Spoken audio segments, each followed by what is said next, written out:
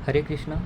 मैं सत्यम पांडे और आज पुलवामा आतंकी हमले पर चंद पंक्तियाँ प्रस्तुत करने जा रहा हूँ। तो ये किस्सा है 14 फरवरी 2019 को, जबकि कश्मीर के पुलवामा ज़िले में हमारे सैनिकों को शहीद कर दिया गया था।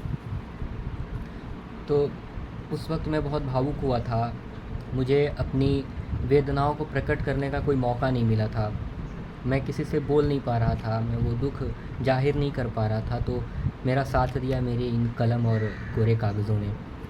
तो मैं अपने दुख को इन पंक्तियों के तौर पे उतारा हूँ और अभी आपके सामने प्रस्तुत करने जा रहा हूँ। तो हमले के बाद मैं ये सोच रहा था कि इस हमले से सबसे ज़्यादा दुखी कौन होगा। तो मेरे सामने माँ निकल कर आ गई कि माँ से ज़्यादा दुखी और कौन हो सकता है। बिल्कुल पिता भी दुखी होंगे, लेकिन वो हमारे समाज के इस जाल में फंस के रह जाते हैं कि वो पुरुष हैं तो अपने आंसू नहीं दिखा सकते, वो कमज़ोर नहीं हो सकते। लेकिन माँ का दुख देखा भी जा सकता है और महसूस भी किया जा सकता है। तो मैं कुछ ऐसा लिखा था कि माँ अपने बेटे को बोलती है, जिसको कि मैं एक किरदार जैसा देख रहा हूँ और नाम चंदू दिया हूँ। तो माँ अपने बेटे को बोलती है कि तुम कहाँ गए प्यारे चंदू, आ जाओ मेरे आंगन में, मैं खेल खिलाऊंगी तुझको इस हरित बसंत मन भावन में। वो बसंत का ही महीना चल रहा था, जब हर तरफ हरियाली छाई हुई थी तो किसी के घर में सूखा और अकाल पड़ गया था। तुम कहाँ गए प्यारे चंदू, आ जाओ मेरे आंगन में, मैं खेल खिलाऊंगी तुझको इस हरित बसंत मन भावन में। तुम कल तो घर से निकले थे, क्यों मंजिल तक अपने गए नहीं। पुलवामा में ऐसा क्या हुआ, तुम लौट के माँ फिर गए नहीं।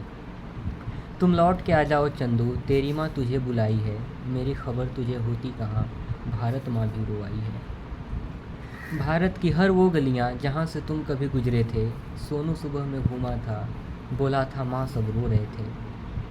मैं हुई हताश परेशान और बोली हर सूनी गलियों को, मत रो तेरा प्यारा चंदू, भा गया है फूल की कलियों को।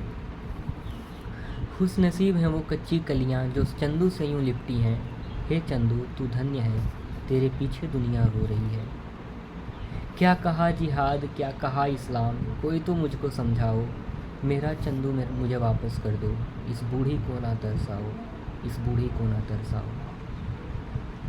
माँ सिर्फ ममता को समझ सकती है। वो जिहाद, इस्लाम और अलग अलग नाम पे जो ये कत्लेआम किए जा रहे हैं, वो माँ नहीं समझ सकती। और माँ का कोई मजहब भी नहीं होता। माँ माँ होती है, ना तो वो हिंदू होती है ना वो मुस्लिम होती है। धन्यवाद। उम्मीद है आपको अच्छा लगा होगा। प्रणाम।